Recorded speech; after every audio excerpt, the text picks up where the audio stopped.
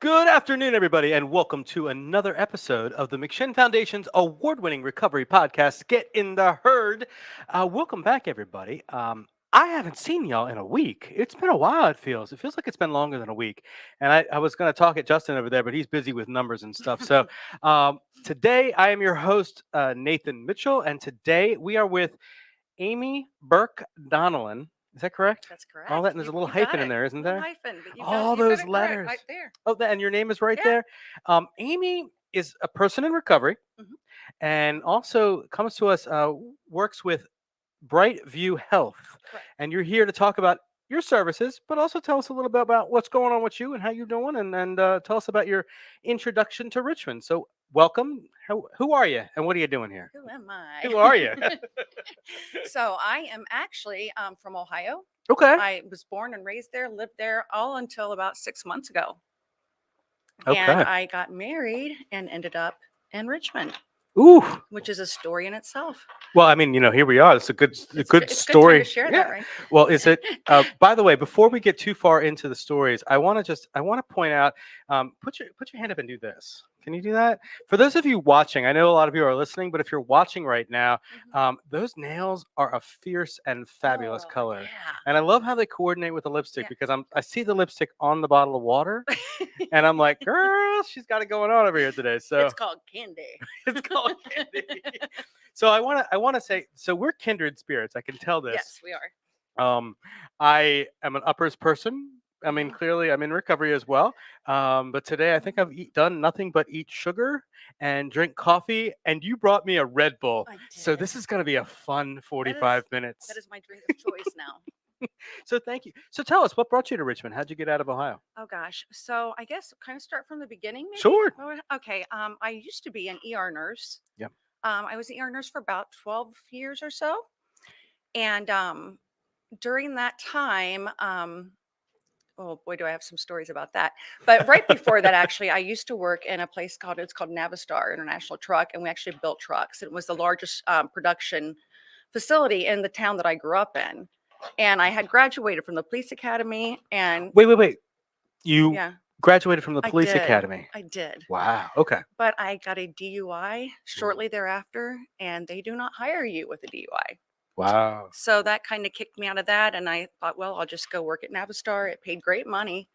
My dad worked there. He was the actual, he was the EAP there. So he was a drug counselor. The EAP. Yeah. Employee Assistance Program Coordinator. Okay. So he did that. So I got on there and I spent, about 10 years there, 15. And during that time, I went to school to be a nurse. So that's how I ended up actually in the nursing field. So your day job, you're building trucks. Right. By the way, okay, because you didn't get accepted into the police force. I graduated, but I couldn't get a job. Because you couldn't get a job as a okay. So you're building trucks as your day job, and at night you're studying to be a nurse. Right. Wow. Okay. And a mother of two. So. And a mother of two. Yeah. Okay. Busy girl. Busy.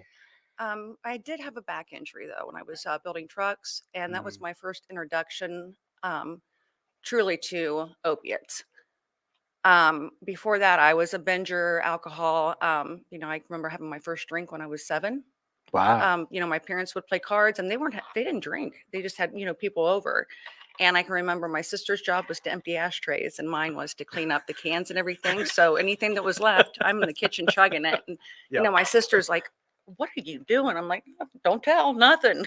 At 7 years old. 7 years old. Yeah. And I can remember, smoking pot at 13 before I went to high school. Wow. And then, game on after that when it came to alcohol. Yeah.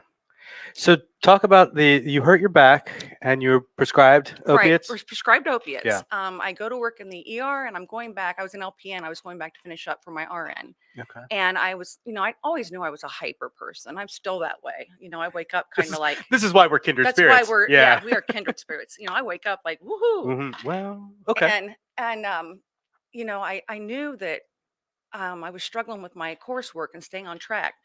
But was it really that, or was it because I was a mother of 2 and going to school and working, so there was a lot of things in there. So I went to the doctor, and I had ADHD, and they put me on medication for that. So they put me on Adderall. And boy, was that game on. Yeah. So, I was high functioning for about, I don't know, 10 to 12 years to say. I was, let's see, 35 when I first became addicted to opiates. Like I could not have them anymore. That was a problem. And it was after I had my son. So before that, I was a binger with things more. Okay. I wasn't a daily drinker. Yeah. But on the weekend, have at it. If I was going to go out, there was a reason to go out. Yeah. And always, I didn't always fit in so well. So I wanted to be the life of the party. Yeah. And when I did that, I could relax and be more of who I thought that I really was. But come to find out, I was just hiding behind something else. Yeah. I relate to that because I never got to that point where I was a daily drinker, but I got to the point where I was a daily user, which Exactly. so it was just a matter of what was going to hit first. For sure. But for me, I was a binge drinker too, and Right. it made me social. It Mm-hmm. made me feel powerful. It Yep, made me it did. feel desirable. All Mm-hmm. those feelings, and then but really, you're right. The mask, I get that. I get that on a Yeah, profound level. and I wanted to be, even as a child, I wanted to be this popular person. Mm, I wanted everybody to like me. I still struggle with that today. yeah. I struggle daily with whether people like me or not. Yeah. Am I doing the right things for them to like me? Yeah. And that made it much easier to survive. And when I was on opiates and when I was an addict, that buffered that anxiety just a little bit. I felt like I was, more at an even kill. Yeah. So, and I was looking, there were a couple, was there a comment? I think I saw, oh, John. So, so we have people all over the country watching, and Johnny Fab, he's a person in recovery. Johnny, Hi, man. Johnny. Yeah, Johnny, if you're still watching, buddy, man, I hope the rest of your semester is semester? I said that weird. The rest of your semester is going well. Johnny is a phenomenal person in recovery, doing great advocacy work in Pennsylvania. We need to get you back on the show. Johnny's probably been on the show like 3 or 4 times. I was But about to say I've missed Johnny on the show. He's been on like the past couple of episodes. He's been leaving comments, but yeah, every day every time we had a show, he was always commenting something yeah. fantastic, and I've missed that recently. Well, that's he's been busy with schoolwork. Oh yeah, Yeah. So Johnny, good to see you back. I mean, either you're doing really well in school and it's done, or you've done really badly and you're watching. So Excuses, always excuses. but diversion aside though, so you got to the point where you're using all the time, I am, yeah. using opiates, Mhm. and now you've been introduced to Adderall. And by the way, I have a similar track on that because I was introduced. I had identified a problem with other uppers, and I Right. actually went to a um, um, psychiatrist. Who prescribes? Psychologist? Anybody we could get to, but Well, right. but yeah, my family doctor did. Really? Yeah. Wow. Yeah. So he was Wow. doing my opiates and Adderall, and then of course I worked at the ER, Yeah. and yeah. But the funny thing is there were a lot of nurses that were on Adderall, so we used to Yeah. exchange with each other Your doctor was doing a combination of Adderall and opiates. in large amounts. Wow. Right. How long ago was this? So I was probably 35 then, So 45. just what, last year? Yeah, for sure. Yeah. Yeah. So, and I'm 53 now. So Oh man. Yeah.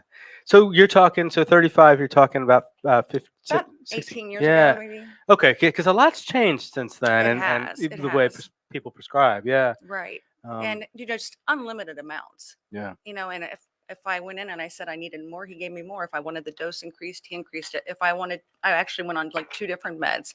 So he would give me Adderall and Vyvanse and Provigil. So, I'm just taking in all these huge quantities of drugs. Yeah. And, it worked until it didn't work so well anymore. But I had a doctor much like that. I Did never you? took any kind of ADHD tests or anything like that. I just walked in. I was like, I can't pay attention to stuff. Yeah. And he was like, Oh. here you go. And just kind of passed it out. And then we graduated, Adderall to Vyvanse. And Exactly. Yeah. And what's crazy is that, the whole time you're doing it, because it was prescribed, I wasn't really, even being a nurse, I wasn't educated about drugs. Yeah. I really wasn't, an addiction. And, I thought, how did I let this happen? Yeah. What happened in my life that I let this take place? And I Yeah. think it's because it's such a bad disease. We don't even know it's happening in the beginning. There's no clue out there that we're even getting to the point that, eventually is either going to make us change some ways or take our life. Well, and it doesn't help when you have the people you trust Yeah, as the pushers. I mean, exactly. it seems, when I'm walking down a dark street meeting some guy in an alley at 2 in the morning to buy You something, expect that. yeah, it's kind of expected. Okay, well, maybe I have a problem. But Right. when it's a doctor prescribing it to you and over prescribing it constantly, again and again and again, well, it's the same thing and it looks different. And that's, I'm glad things are changing. Right. And we look at what the way things are. There's so many people who come to us here at the McShin Right. Foundation, Right. who had their addiction begin with a doctor. Yeah, You and know, it justified it. and So justified it. I'm already the Absolutely. greatest manipulator in the world at this point in time. And then I have a Yeah. doctor, I would take him bottles of wine at Christmas and, Yeah. all these crazy things to stay on his good side. Didn't ever want to be on his bad side. Of course, I guess if you're already, finishing the glasses at the card games at 7 years old, while your My sister's emptying the I'm ashtrays. so glad my mom isn't listening right now. She would be at home just like, oh my goodness, this didn't happen. I've actually had my mom on the show in that seat Oh, I can't even imagine. with Jesse. I don't know if you met Jesse, my boss, Right. interviewing my mom and my sister. Were you here for that, or was that? I was Yeah, here. Yeah. that was That had to be a good one. I'll have to go archive it. it was a great show. I don't get me wrong. There was a slight bit of tension in the room, just a slight bit. I bet. I can Yeah. only imagine. It Yeah. was helpful though. My mom and I have a great relationship now.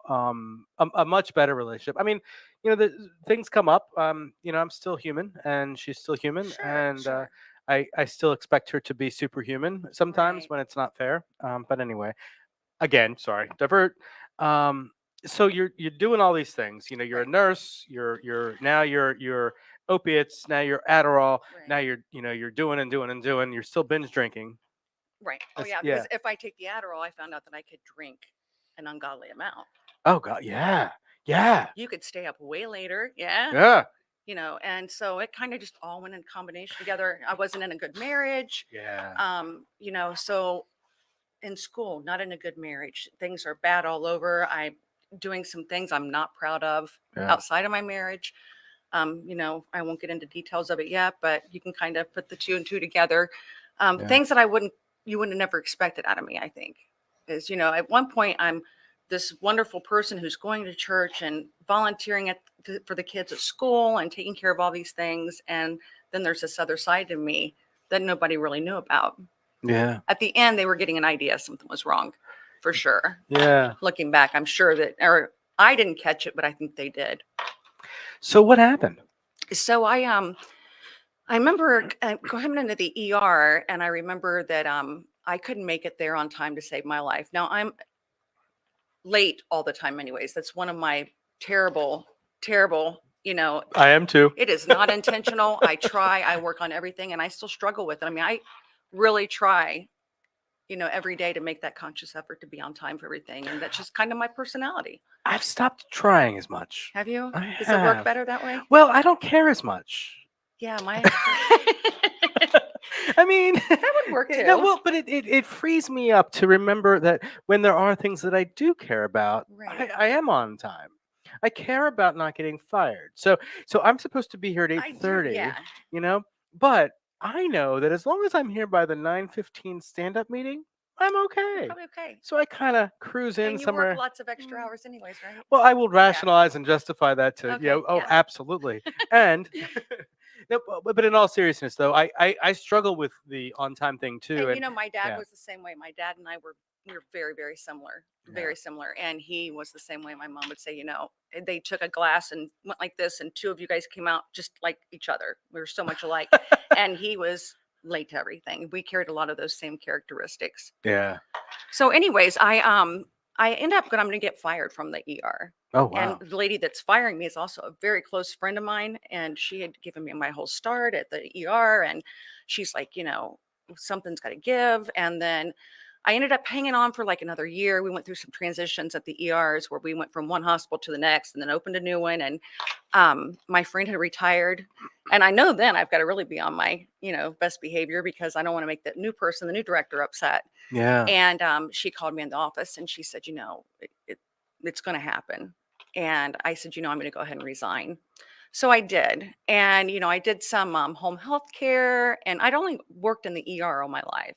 home health care I didn't like. I worked privately for a little bit. My addiction at this time is just, it's terrible. It's not good. I'm not getting out of bed if it's not beside my bed.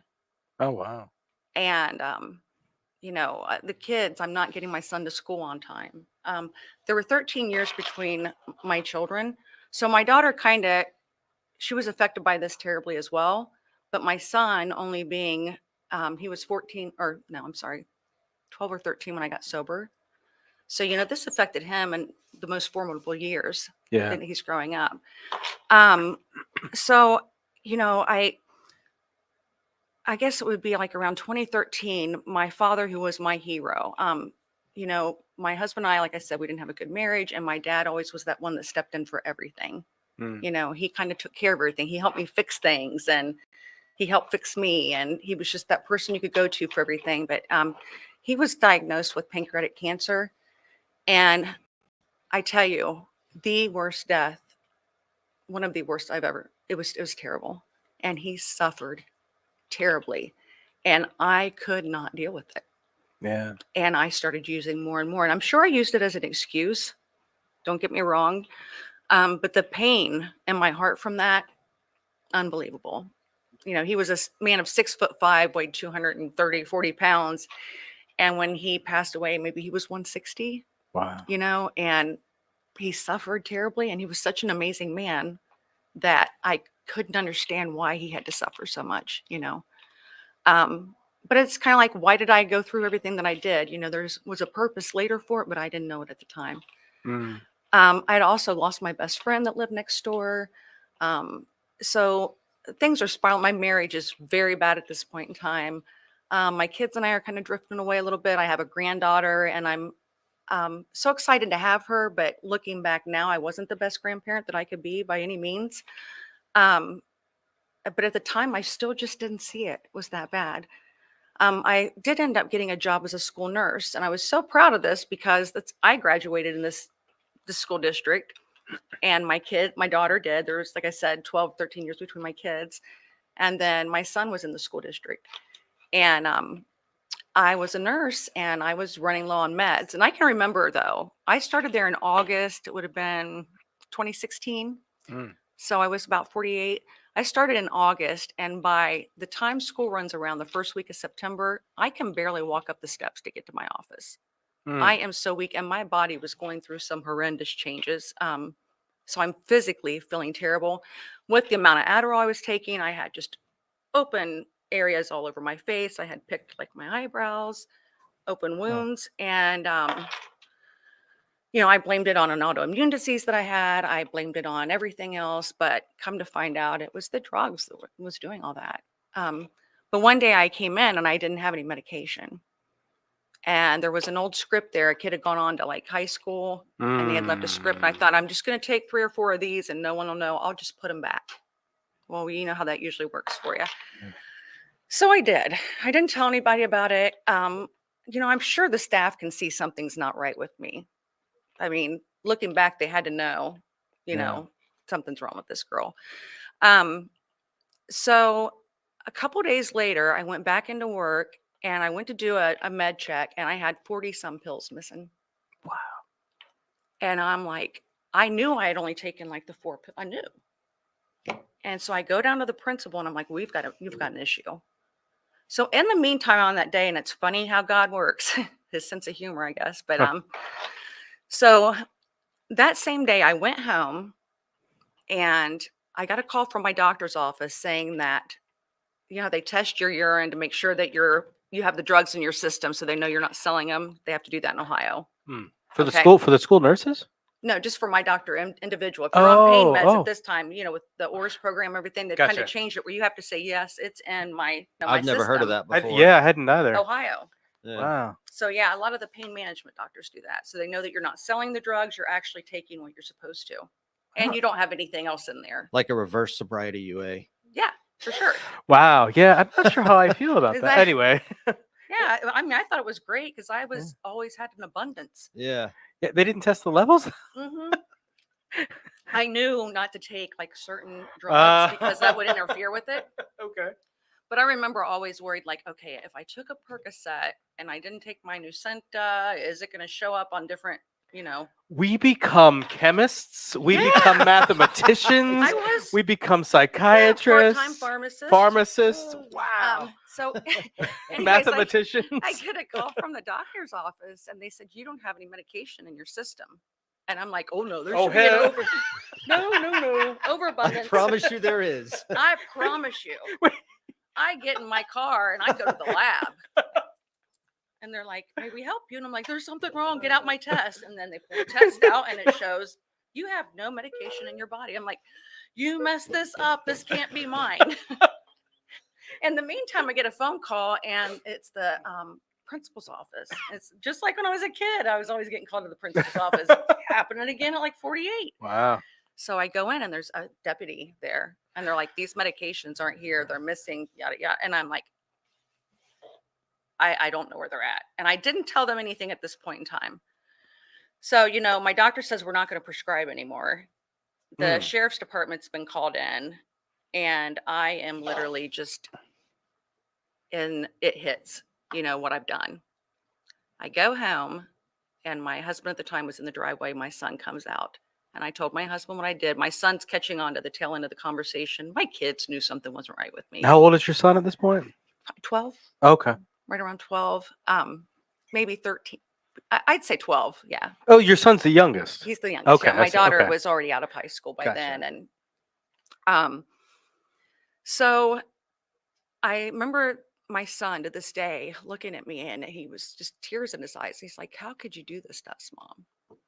And my whole life right there, it was like a fast reel that everything I had worked for, everything that we had put together was probably going to be gone. I knew.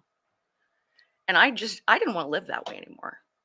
I did not want to be sick anymore. You know, if I didn't have medication, I was so sick. If I did have medication, it wasn't enough. And there was no answer to it. And I hated the person that I become. I hated the mother that I was. I hated the wife that I was. I wasn't a good daughter anymore. You know, I took medications from my dad when he was dying. Who does that? You know, who does that? But my son, I'll never forget his face. And from that point, I decided, you know, I just can't do this anymore. And I got in my car and I knew there were cliffs. Springfield has some cliffs that are off the highway. And I knew if I took my seatbelt off and if I went fast enough, that I'm sure I wasn't going to pull through this. And I'm in like a little tiny Cavalier. So I took that off. And I'd make a call to my mom and I'm like, Mom, I'm sorry for what I've done. And there's, you know, I'm sorry for the pain that I've caused you. I'm sorry for what I've caused the community, my family, the students, but I just can't do this anymore. And I remember I could see the cliffs ahead and my mom just screaming and just saying, just get to my house, just get to my house. And from that point on, I don't remember what happened. But I did end up in my mom's driveway. Wow. My mom was there. My sister came over. I still don't want to live at this point. I'm like, I'm done. Let me go. And my sister shaking me and saying, you know, stop this. You know, you're not thinking. And I didn't want to do this anymore. So finally, at some point, I calmed down enough to where I said, you can call my friend Andy. I was in the police academy with. He was a deputy and he came over. I said, I'll talk to him for a minute. So he's like, let's sit in the car and talk for a minute, you know? And I did. And the next thing I know, he said, put your seatbelt on. I'm like, you know, why are we doing that? Where I thought we were talking. And he's like, you're going to hate me right now, but we're going to take you in. And I really thought he was just going to talk to me about not wanting to hurt myself, you know? And he took me in and I told the deputies and the detectives that I said, I've got all these pills missing. I only took the 4. And they looked at me like, if you took 4, you took 44. So, and I begged them, I'm like, please put in cameras or something. I swear I didn't do, you know, and they're like, well, whatever. But right now you're being booked. So I was booked into jail and mugshot with, you know, they kind of throw you in the shower and you come out with no brush, no makeup. Part of my eyebrows are kind of gone and the most terrible picture you could possibly have. And that ran on the front page of the paper and the news. Yeah. And, my kids had to look at Wow. that.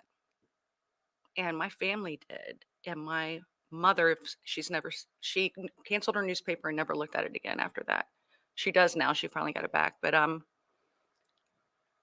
I look at that picture once or twice a week. I share it with people because I know that's the one thing I don't ever in my life ever want to go back to that point. They shackled me after the next day. They did let me out. I didn't even know what it was like. I'd never been in trouble. I had the DUI 20 years ago, but I'd never been in trouble in my life. And whatever happened to me, I remember the little girl beside me saying, "It's okay. They're going to let you out." I didn't even know what it meant. I was so confused. But Yeah. my mom had got an attorney overnight, and my mom actually worked for the court system. She was retired from that, so she kind of had a good. My dad's already passed by now. He's not with us. Yeah. My sister did show up, and because I couldn't have a mental health evaluation, they shackled me and handcuffed me and took me into the ER that I had worked at for the past, 12 years or whatever. I remember walking in and people just looking, but the nurses there were so kind. One of them just came over and scooched in bed with me, and the other nurse is like, "Get those handcuffs off of her," But God, the embarrassment was unreal, and the shame, and all I can still think about is my children, But they let me go home to my mom. I remember my mom, and my sister taking my car keys, everything I owned. I had nothing at all left. I mean, nothing. My husband pretty much at the time had kicked me out of the house. Like, you don't come back. And understandable, I did some terrible things. But I went into treatment the next day. So that would have been September 17th or 18th of 2016. So that is the day that I got sober. Awesome. So I have not had narcotics or alcohol or Well, at that time. thank you. I think this might be a good minute to take a pause, to put a little break in. We're gonna throw in a commercial break here, and then let's go back to this and go from what it's like now. Yeah. All right. You ready for that? I am ready. Cool. Thank All you. right. All right. Thank Our you. guest today is Amy Burke-Donnellan, and I'm Nathan Mitchell, your host. We're going to take a quick 90-second break, and we'll be right back. Thank you. Here at McShin, we believe in the McShin way, which is authentic recovery support service providers, people with lived experience, bringing that experience to those who need that lived experience in recovery. Here at McShin, we believe in many things to support our mission. We believe in women empowerment. What I love most about what we believe here at McShin is we believe in the authenticity of the peer-to-peer approach. Here at the McShin Foundation, we believe in giving people opportunity. Here at McShin, we believe in the inherent worth and dignity of every person. At the McShin Foundation, we believe in helping people reach their full potential. Here at the McShin Foundation, we believe in multiple pathways to recovery. Here at McShin, we believe in placing principles before personalities to help spread hope. Here at McShin, we believe that recovery is possible and that any person seeking recovery can become a more acceptable, responsible, and productive member of society. Here at the McShin Foundation, we believe in self-discovery. Here at McShin, we believe in saving lives and offering second chances. Here at McShin, we believe you can do this. Here at McShin Foundation, we believe that we can only keep what we have by giving away, which is why we continue to help others like us seek and find recovery.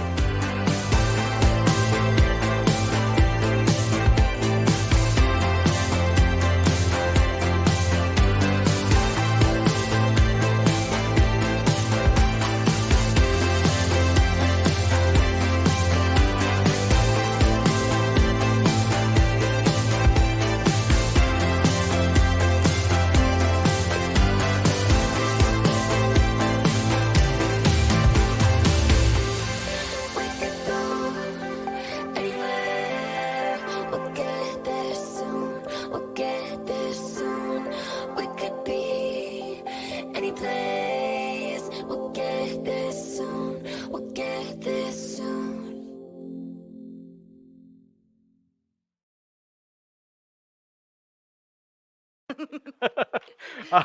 I like that. We're laughing as we go into it. Welcome back, everybody.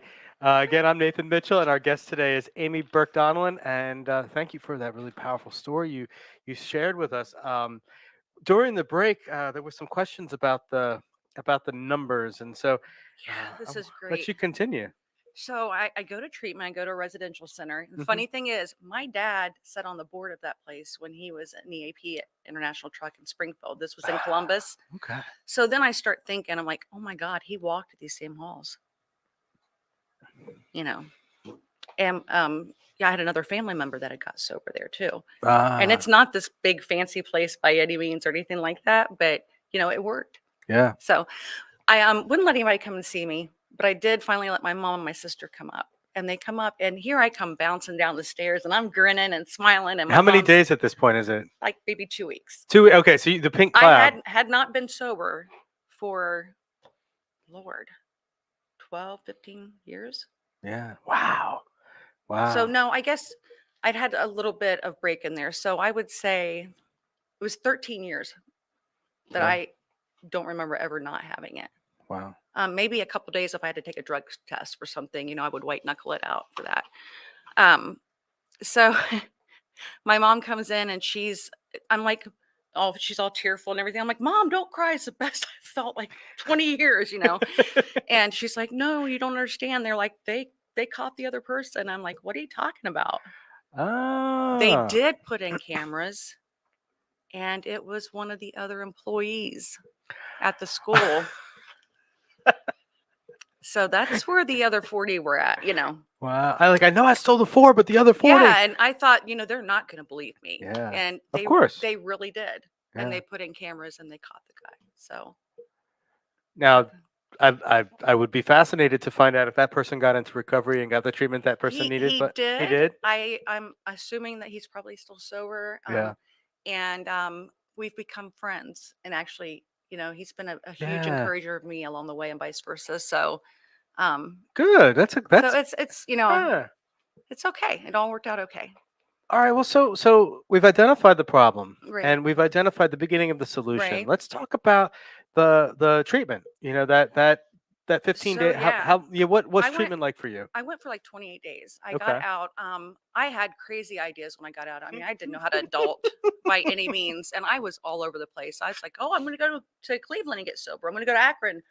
Akron, right? I end up going to Dr. Bob's house. Yeah, yeah.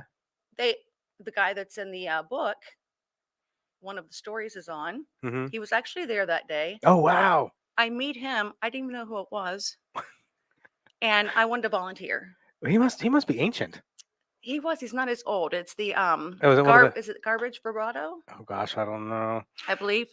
I don't know my big book history as well. So, anyways, he said, "Well, you have to have a year sober," and I had 3 weeks. Oh or yeah, 4 weeks. yeah. Right? So you knew I stuff. was ready. Yeah. And he said, "Go talk to the little ladies next door," and I did. And he's like, "Tell them I said it's okay." Ooh. And so I did. So I was there a very short time, but I got to actually sit on the beds and touch everything. Oh, neat. Man, it was crazy. For anybody listening who may not know what you're talking about, Dr. Bob's house. Dr. Bob's one of the founders and authors of the Big Book of Alcoholics Anonymous and one of the founders of AA. So there's the house is in Akron. I've not been. You have to I go. do want Everybody to. should go. Yeah. Because you walk in there, there's actually 12 steps, and it wasn't planned that way. Oh wow. That Oh, you that's go up wild. to the house. Yeah, I mean it was but you know, that was like just the foundation. And Yeah. I tell you, it was the hardest thing I ever had to do was I didn't go back to Springfield. I wasn't real welcome back at the time. Yeah. And my children were there, but I had to get myself well, and I knew it. I had to. And by the grace of God, my children I have a relationship with them now. Yeah. Because, you know, my son, his mom left. And I had to get well, and I did. And my son and I are extremely close right now, and my daughter as well. Mm. So it all ended up, but in the beginning, it was, you know, for anybody that's getting sober, kids, when they're in their teen years, it takes some time, you know. it's ingrained into them, and it takes a little piece of their soul away, I think. So it takes time to get all that back together. Yeah. But it's wonderful now. I couldn't get a job because I had felony charges. I finally got a job as a hostess. They wouldn't even let me be the waitress. So I was a hostess. I did that for a while. And I kept teasing. I stayed an outpatient for They wouldn't let over. you be a waitress? No, No? I wasn't experienced enough. Ah, yeah. So I ended up, like, I didn't have great places to live at. I stayed at this place, that girl relapsed. I stayed at this place, another person, I had some friends that took So me you in. get out of the 28-day treatment, and I don't now really have a place to and you go don't have a to. place to go to. No. And your options is to your couch surfing. Is this kind of what I'm Well, gathering? I got an apartment with a friend. That Okay. didn't work out. She relapsed. Then another friend of mine that was in treatment with me, thank goodness, she let me go stay there. In the meantime, at hotels, I stayed Yeah. at hotels. My mom, I could stay with her, but then that put me back in Springfield, and I knew that wasn't healthy for me. And then, had it not been for my mom, she actually, loaned me the money, which I had to pay back. She stuck to her guns on that. So I had a place to stay and could, have food. I mean, And you're working as a hostess in yeah, Cleveland. as a hostess. No, in Cleveland. I'm back in Columbus now. Oh, Columbus, excuse me. Cleveland only lasts just a little while. Okay. So I ended up staying in Columbus. That's where I remained at until I came to Richmond. Okay. So when I had a year sober, I stayed an outpatient for a year. So so outpatient, what does outpatient look like? So I think it was IOP in the beginning. So I would do it like 3 days a week.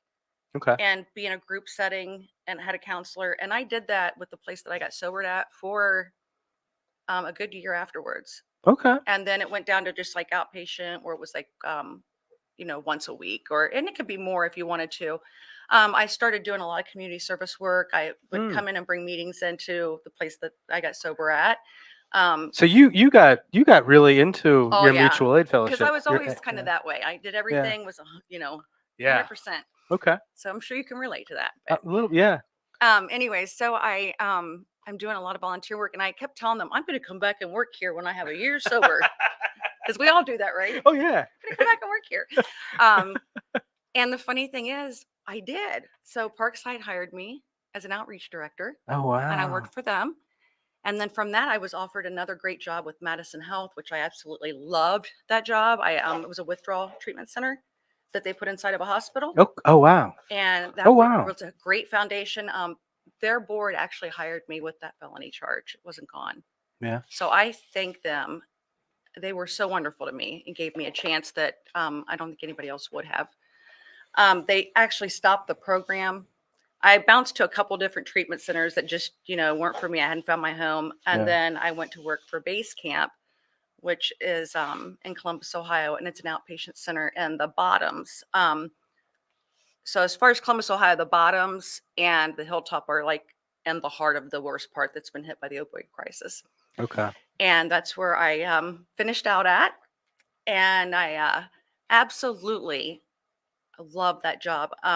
The two doctors that I worked for taught me so much about addiction and medication and MAT. And I think that really helped to keep that foundation, in me. And to be able to help others that I like working out on the street part of it. I want to be where it's most needed and where people maybe don't have the opportunity to get help as easily. So I was able to do that. And I actually stayed there. I didn't want to leave and they didn't want me to go, and commuted from Richmond for about 6 to 8 months, like twice a month. And then it just became too much. But the great thing was BrightView is in Ohio, is where it started at. And I had worked with BrightView, all over Ohio.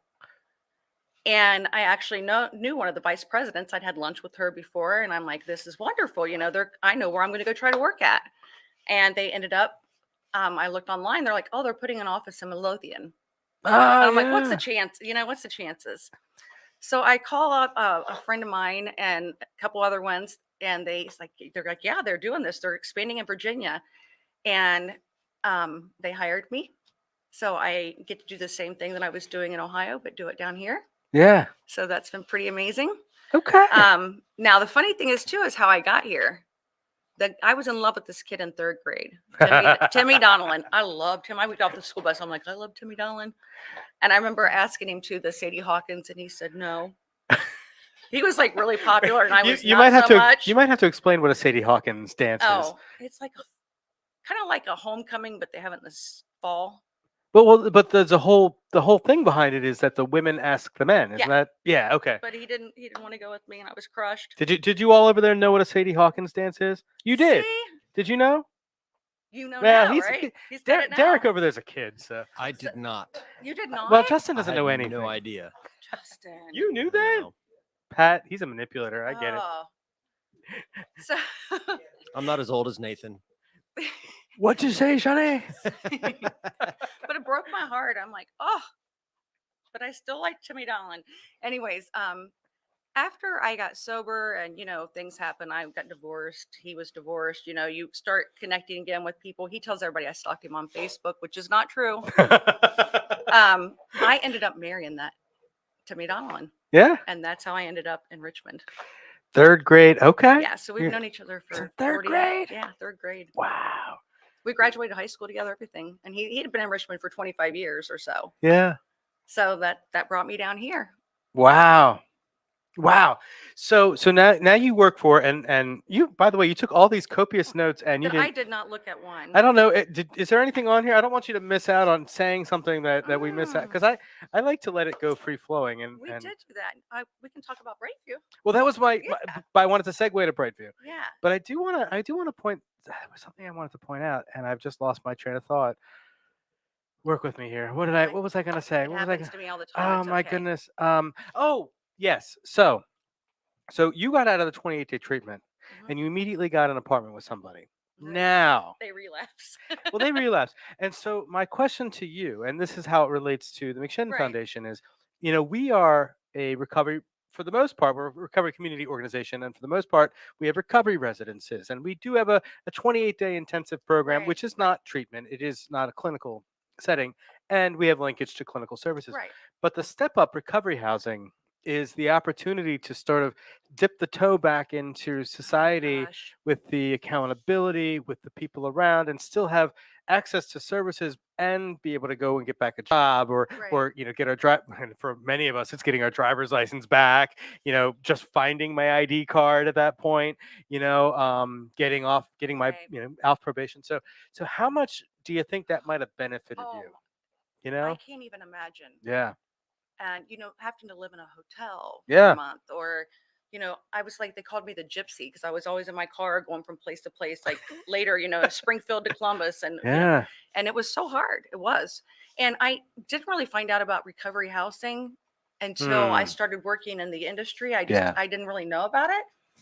And, it would have made my life so much easier. It would have been safer for me. Well, I'm wondering why that, so as part of a recovery action plan or whatever, why that wouldn't have been something discussed after the 28-day program. A little bit, yeah. But the discharge planning there wasn't maybe what I see now going on in other areas. It was also almost 6 years ago. Yeah. I think that we're so much more focused on taking care of that because we know it has to happen. Mm-hmm. For the most part, if you don't have living on the street and in a tent, it can be done, and I've seen it happen. Sure. But it's much easier if they're surrounded by people and they're fellow people that are like us. Yeah. Well, and I was at a conference the last 2 days, and something that I mean, I know this, and we all know this, and something I saw in black and white. It was a recovery research conference at VCU. And by the way, next year you need to go. It was an amazing conference. Tom, if you're listening, dude. Amazing stuff. Tom Baynard. I will see you next year, Tom. Yeah, Tom Rams and Recovery are there. But one of the statistics that jumped out from the Recovery Research Institute, this woman who works at Harvard, professor probably, I don't know, real smart person. Very smart. But she was sharing these studies, and one of the studies said that people who are in recovery residences are 4 times more likely to stay abstinent. Now, if that's what your pathway is, I mean, so I look at that, yeah, because I know the people around me that did not do that. Yeah, they didn't make it, and I lost several. I just lost a very dear friend that I got sober with last week. Yeah, I'm sorry. So 28 years old. He was kind of like my adopted son in treatment, and heart wrenching. It just. That's just something you just don't get used to. Yeah. But, So let's talk about BrightView. So BrightView, we offer outpatient services, Okay. and we have MAT. So we have the So you're all outpatient. Yeah, we're I thought outpatient. you had inpatient. My You're bad. inpatient. Well, sort of. You have recovery. Yeah. Yeah. So So we have outpatient. We have MAT. So we can do Suboxone. What I love too is we can do the Sublocade, Okay. the injection. Mhm. And we do Vivitrol as That well. was my next question. Yeah, Okay. we do that. You have your own counselor. We have group therapies, and He's is he bringing it up for us? Justin's bringing up BrightView there on the screen there for those of you watching. Sorry. So you have counselors and office we based. do, and then we have with wraparound services. So if you need a place to stay, if you need to get your driver's license back, if you're having a court case, we work very closely with the court system, and so we try to take care of all those areas to keep you successful at your sobriety. And I tell you, they started out with when I knew them, or when I first met them. When I first met them, they had 4 or 5 sites. Now I believe, don't quote me, but I think it's at 57. Wow. And we have, I think, let's see, 9, I think, right now in Virginia. Yeah, it looks like about that. I'm looking at the map right here. And usually I always know that right off the top of my head. That's the one time that I needed to have it right here. Oh, in front of me. you're all the way down in, it looks like Newport News or Portsmouth? Right. So it goes all the way down and up to like Winchester. Oh, yeah. Oh, that's good to know. Danville. Yeah, you're all over the Commonwealth. Lynchburg, Roanoke. So forgive me if I don't say all those correctly. I'm still getting used to all the new cities and everything here. No, you got. I'm surprised. I didn't know about y'all. So all right. Right. So and we've got more opening. Okay. So I think it's amazing, and it's been very successful. An ER doctor, Mhm. Dr. Ryan, that he had was working at the ER in Cincinnati, Ohio during the opioid crisis. And he's like, there has to be something more we can do. There has to be. So he started out with this one clinic, or one office, and it's set up just like a doctor's office. It's very inviting, very clean, very warm, cool colors, a warm environment. So they now have those in Ohio, Delaware, Kentucky, Virginia, and soon, I believe, North Carolina. That's awesome. What's the threshold to access? So it's really easy. We have a 1-800 number that you call. Mm-hmm. Oh no, we gave the website. Did you give the website? We put it up there. I know. Well, it's not a 1-800 number. It's an 833 number. But 833 number. The for those of you watching, you want to create a banner? I like that. Thank you, Justin. Thank you. Create a banner there. What's the number? It is 833-510-HELP. HELP. HELP. And actually, I give my cell phone number out. Is that it? Oh, yeah, right here. Oh yeah, the number's not actually there, Justin. So I was trying to match up the letters to the numbers, and I was like, wait. Yeah. I will give my cell phone out too. I'm very open with that. If something's going on and you need someone to talk to right now, if there's somebody struggling, then call me. It's okay. Yeah. So So right now we've got BrightView. The access number, the toll free 833-510-HELP going through, and we'll give out your cell phone in a second here because we'll let that scroll a minute. Sounds great. But so how about insurance, Medicaid? Other great things. Okay. So we take Medicaid, Okay. Medicare, private insurance, and we don't turn anyone away without the ability to pay. Okay. So if they can't pay, we work with it. We have a foundation we work with. That's just something that they've really prided themselves on. Yeah. So we can take anyone in. The first couple visits will even help with transportation. Oh, wow. Quick story. This happened today. A mutual person I think that we may know. Okay. Actually was in touch with me today, and he spent the night last night in the streets. He was assaulted. Wakes up this morning. He has my number. Gave me a call. I was able to call our director. And the amazing thing is he made it in. We provide transportation. They're finding him a place to stay. Good. And then they'll work around this other wraparound services. And, that made my day. That's all it took to make my day, because that guy's not out there on the street. Yeah. And he was so grateful and so appreciative. But one thing I do want to mention, the 1-800 or the 1-833 number is not tied in with our system yet. It will be in about another week or so. Oh, so that's not So- going to. So people call that now. Well, They're not going to. it will. I mean, it'll get them there, but we need them to call my cell phone. Oh, well, let's get the cell phone up there. It's But if you look at this podcast a week from now, then it's going to be fine. The number will still be there. I never go back and watch. Yeah, I've never watched myself. I don't either. like it. No, Yeah. no. What is your cell phone number? I watch and analyze every show. Do you really? Nope. You do not, do you? No, not at all. Well, you saw. I think you could tell by when I walked in the door and you said it was live, and I went, "What? I didn't know it was live." I may purposely not have told you that. Oh my goodness, that changed everything. Well, you've gotten through. It's been 51 minutes, and you got through it. I know. Isn't that crazy? I know, and I'm just making sure that I didn't miss anything. Well, what's your cell number? We'll put it there now. 614 Area code 614. Mhm. Okay. 571 2070. If you don't have to call me at 3 a.m, but if you do, my poor husband, he's used to it by now. He knows. So There it is.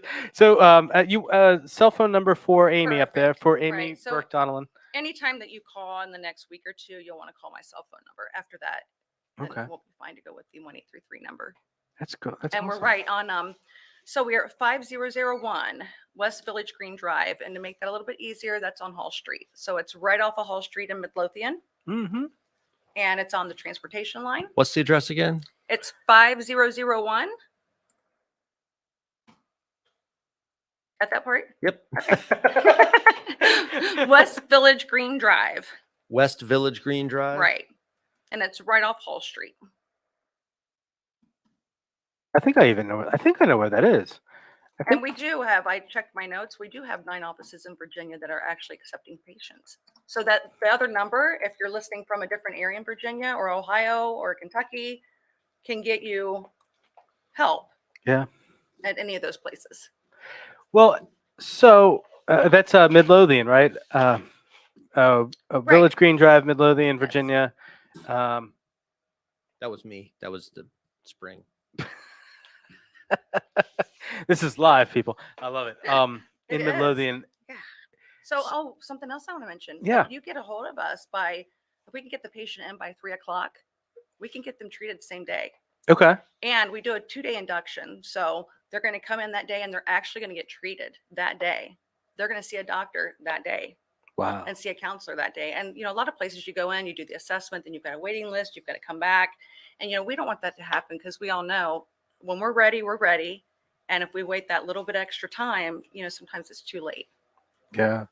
What do you do? So you helped. So actually, I think you've already answered this, but for the individual you were talking about earlier, for somebody who is sleeping on the streets, and I assume you have a network of places that you can work with. We that, do. Yeah. We do. So the care coordinators, I believe that's what they call them here. Okay. Different case managers in Ohio, and but anyways, so they can help find them a place, even if it's at a shelter for the next 3 or 4 days, till we can get them, more help for services. So we meet people like you that have recovery housing. Right. And that's what it's all about. You can't do this by yourself. Yeah. So we all get together and share resources and help each other out. And, if I can't get you into our center for some reason, or it's not the right fit for you, that's okay. We'll help get you somewhere else. Yeah. That's really important. And I know that, a lot of our participants who, for whatever reason, decide to move on or have to move on, we always try to give resources and Exactly, for yeah. individuals, who may need a higher level of care. One of the struggles that we, with our population specifically, and I don't think I told you this, and I love telling this because it's my favorite thing that we do. But our primary audience are actually individuals who are currently incarcerated. I love that. I do too. I mean, I love that too because my introduction to recovery was through a McShin program in a jail cell, Right. and for me, having somebody come in who had literally been in the same jail that I Right, had, right, that I was right, currently in, who could speak from the heart and from right, experience and not down on me. There were only really two people who came in, and there were constantly people coming in and trying to bring a message of blah blah blah. But usually it was a hey, accept this into your life and right, everything will be fine. right, And that's not a religious thing. It's just right, here right. you're a sinner and we need to fix you. Versus hey, you You've know got a what? disease and you're Yeah, and I found that with two people, and one was the individual who came in on a regular basis. There were other people from McShin who right, came in, but the one guy who was there all the time. And then, funny enough for me, it was the priest who came in every Saturday night, the Catholic priest who came in, and I had my issues with. This isn't a religious. It was right, just this was a man who looked like my grandfather, which was very helpful, right. and who just came in to talk about life. Life, I mean, just life. he wasn't a hey, you're a bad person, Right. you need to get better. It wasn't a, look at all these horrible things and this can save you. It was a, you know what, I'm just coming in to share my time with you. And that Love was that. so important to me. And I love that's why the fact that we do this and so we put this out. There are 48 institutions across the country Right. who receive this on tablets and we give it Oh, out for free. amazing. Yeah, and so we're looking at ways of getting it into more tablets, to where there are You tablets in guys jails never and prisons. cease to amaze me. So I have to make sure I do this. Oh yeah, I'm sorry. No, no, I want to just talk to you for a minute. So when I just started in our area here Hmm. last week, I've been in Winchester, Danville, Roanoke, helping out when Yeah. they opened up their centers, and we actually acquisitioned Right Path. So that was a counseling center, and we took over several of those as Okay. well, and then we have new brick and mortar, new buildings. But I was kind of a lost girl. I think we talked about that last week when I came in. I didn't really Yeah. know anybody yet a whole lot that's one of us. Yeah. And family's great. My husband's awesome. I have amazing friends, but when you're an addict, we need our people, Yeah. And I met John, and God love him, he pointed me in the direction of everything that I needed in one day. Yeah. Isn't that And he crazy? had me going to, go to this AA meeting, go to this NA meeting. I mean, I go to both. I'm fortunate I have a wonderful sponsor already, here in Richmond. And you guys have just really been a great foundation for me to get my feet on the ground. And I appreciate that. You were very kind, Yeah. kind and caring. Thank you. And I'm glad to hear that because it was John and the McShin Foundation who put the program in the jail where I Right, was, right. and and he didn't have to do that. No. He didn't, and maybe somebody would have. That program is not there anymore. There is another program Good, there, good. and it's run by an amazing organization, Spirit Works. I don't know if you know Reverend Jan Brown. I actually just saw her and talked to her. I know she's not watching, but I love Dr. Brown. We need to get her on the show. And I will be in touch with her too. Yeah, absolutely. They're down in Williamsburg. Gotcha. Well, mostly. They have a satellite, I guess, in Warrenton too. I don't quite know, but they work with the CSB there. That's a whole nother story. And we're at 59 minutes. I'm sorry. Squirrels. But it's because of the work that was done before me, Right. and saying, hey, you know what? Like I'm not gonna. I don't have to solve all your problems, but I can help point you in the direction Right. of where you can find some solutions, and maybe I'll give you a lift if I can, and I can certainly feed you, we Right. can help you get to some things. And I'll tell you a story. I got here, I was mandated here, and I thought I was mandated here. I got here on April 30th, 2018. I had just gotten out of jail. I spent a week out of jail, which was whew, Ooh. yeah, I stayed clean, but just knuckle, clean, yeah. using the language of NA. I maintained my recovery or whatever. I don't know about recovery, but I didn't use anything. Right.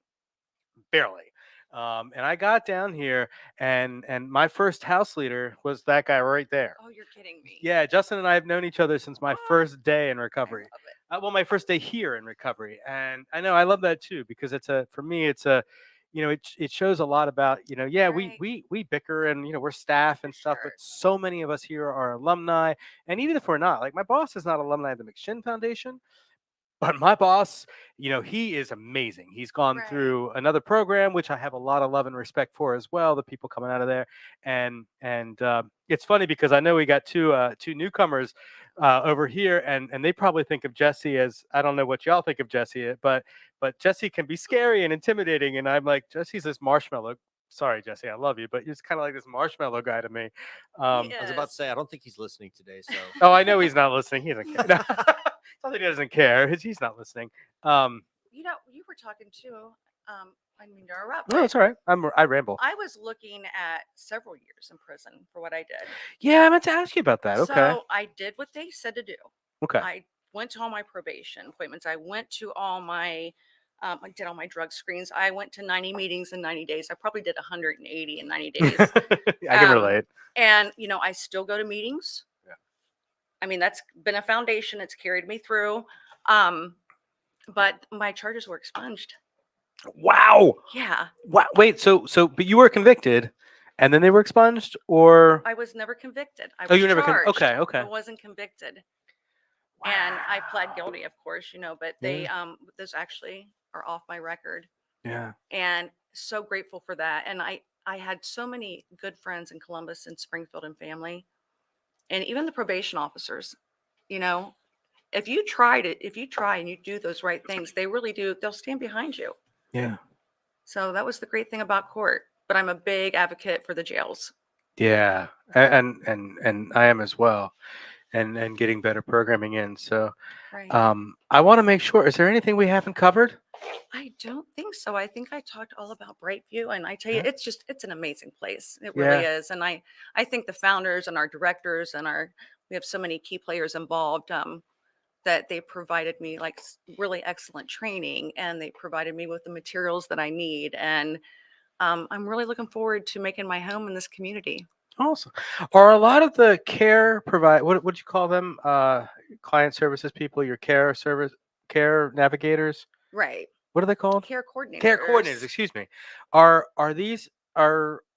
Do you specifically look to hire people who are in recovery for those positions? We do. So we have a lot of people. BrightView is very gracious with hiring people in recovery. Okay. I have a lot of people that are in recovery that I work with myself. And so we do have openings. And if you go on our website, you can look for the career openings in Virginia. Mm. And, it's a great place for you to get your foot wet, get your feet wet and start out in the, recovery, the treatment field. Yeah.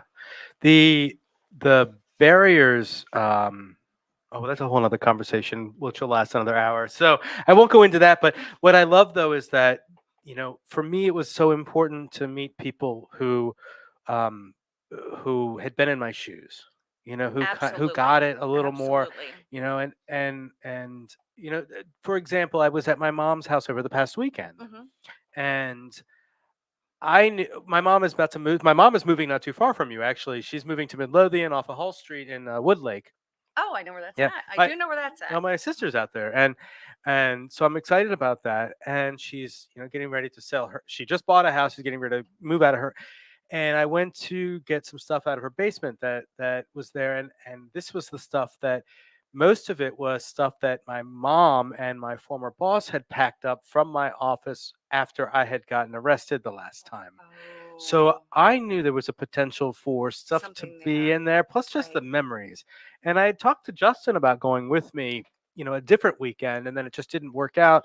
Right. And I told my mom straight up, why I'd been, hemming and hawing. It's been over 4 years, Right. Why I'm hemming and hawing over getting this stuff out, and she gets it. And as I was down there going through stuff quickly, because I didn't want to just pack it. Right. My mom, oh my God, you Justin, you got to meet my mom.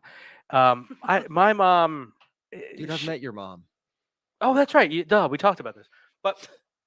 You have my mom, like everything is already, like in matching plastic tote containers. Oh, like a Martha Stewart type. She is, but not, it's the way she's amazing. Anyway, all of my stuff is, nice. And I'm like, okay, well, which makes it easy for me. Cause I'm like, I know where, mostly I know where stuff would be hidden, and I'm like, all right, let me go it was February when I got arrested. So let me go right to all the coats and the suit jacket. Cause I wore a lot of suits back then. Let me go, those pockets are the ones that, so I went through, I didn't find anything terrible. I did find, but my mom was with me the whole time, Right. and she knew to be down there. But I was I love you, Mom, but I was really annoyed by it. But I also know that I needed it. You had to have it. Yeah, and I think her way of helping me was to totally distract me. Whereas, like, I think if I'd had, I don't know, I'm way overthinking this, but if I'd had somebody in recovery,